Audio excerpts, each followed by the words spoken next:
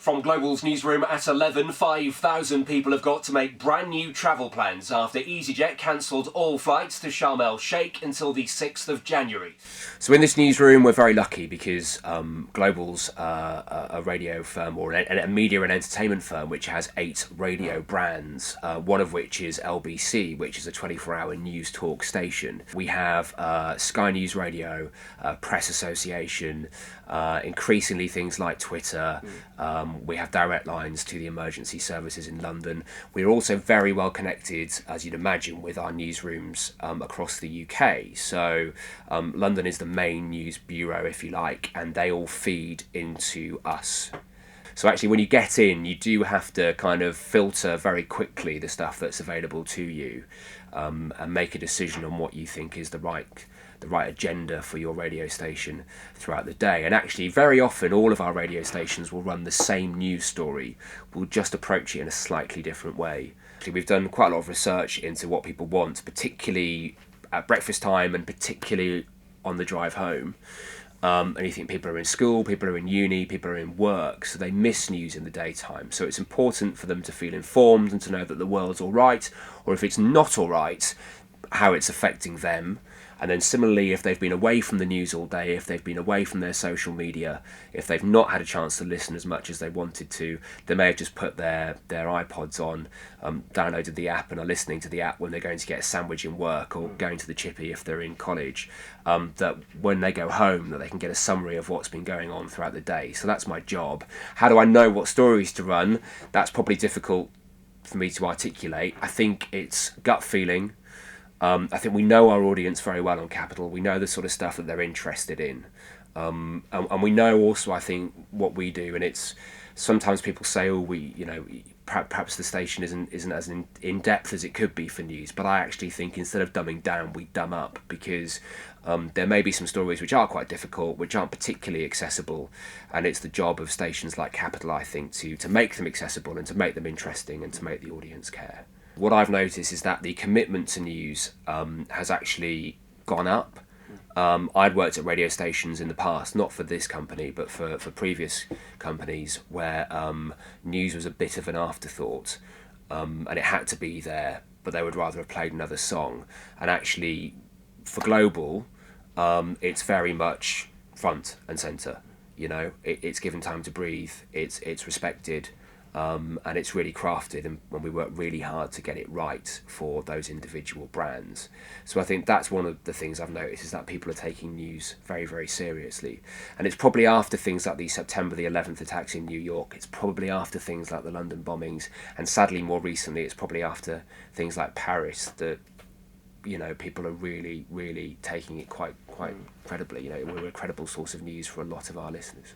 When something like that happens, as these things inevitably do, they happen very late at night, or at a time when the newsroom may not be massively staffed. So the first thing we do is get a lot of people in to help us deal with this. We sent 2 reporters to Paris, where they spent a good week or so getting as much information as they can.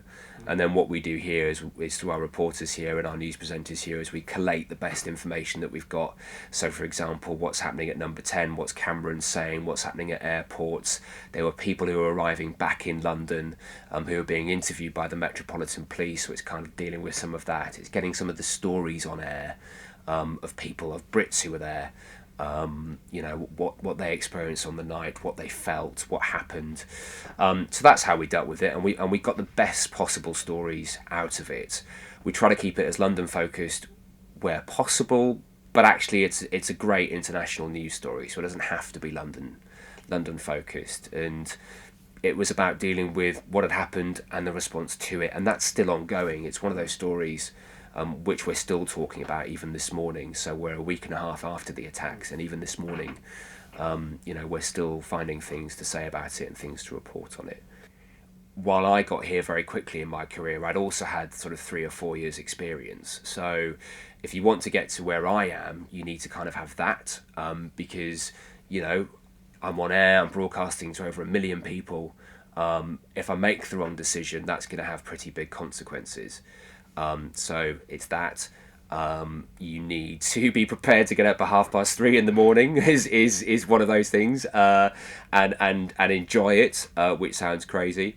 You need to be prepared as well, I think, to put your own life on hold a little bit, and actually work some unsocial hours and lots of weekends trying to build up your experience. You need to be able to spot a good story.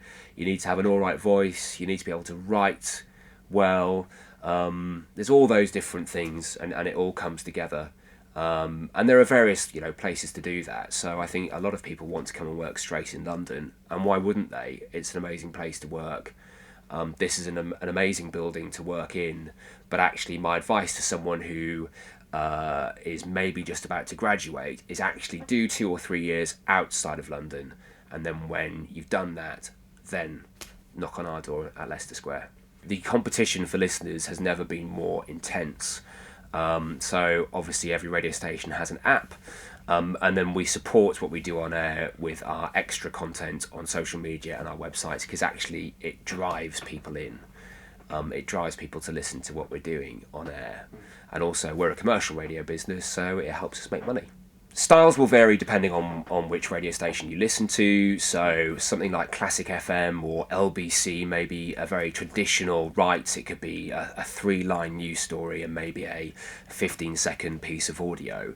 Capital's very different. What we like to do here is have an authoritative conversation with our listeners. So we're not going to shout at you, we're not going to lecture you, but we're going to have a conversation with you, a chat with you about what's going on in the world.